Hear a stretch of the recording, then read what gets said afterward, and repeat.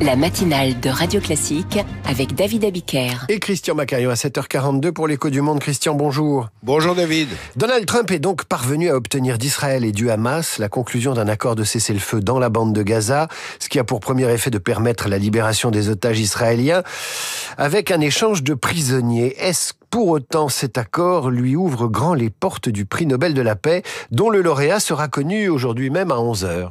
Écoutez, les membres du comité Nobel se décident généralement plusieurs jours, voire plusieurs semaines avant l'annonce officielle du lauréat, ce qui fait que leurs délibérations ne tiennent pas forcément compte, et même pas du tout, des tout derniers événements, en l'occurrence la libération des otages que tout Israël attend avec une immense émotion. En outre, les candidatures, il y en a 338 cette année, sont déposées au 31 janvier de chaque année. Celle de Trump l'a donc été il y a 8 mois, alors qu'il venait tout juste d'entrer en fonction. Son bilan ne peut donc pas être retenu.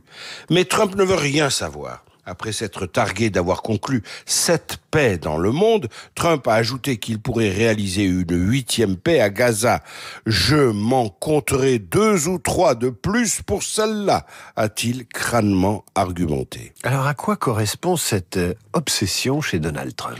Alors dès le mois d'octobre 2024, alors qu'il était encore en campagne pour sa réélection, Donald Trump avait fait connaître son profond désir d'être récompensé à Oslo.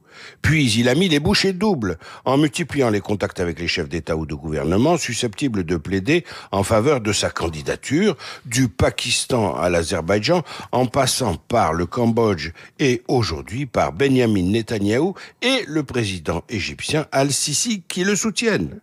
Parallèlement, Trump n'a pas hésité à parler ouvertement du Nobel avec le ministre norvégien des Finances, Jens Stoltenberg, ancien secrétaire général de l'OTAN.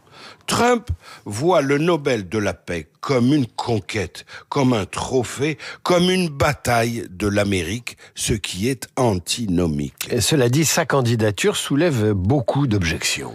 Oui, d'éminents historiens du Nobel de la paix se sont indignés des relations chaleureuses, par exemple, que Trump entretient avec Vladimir Poutine, qui, lui, a déclenché une guerre féroce de pure agression. Ces historiens rappellent aussi que la charte du Nobel promeut le multilatéralisme alors que Trump veut le pourfendre. Selon eux, pour que Trump soit nobelisé, je cite, « il faudrait que les membres du comité Nobel aient perdu la tête ». Fin de citation. Du reste, Trump a déjà prévu et préparé son repli héroïque en posture victimaire. Il a commencé en juin par dire « quoi que je fasse, je n'aurai pas le prix Nobel », raison invoquée, ils ne me donneront pas de prix Nobel, ils ne le donnent qu'à des gens de gauche.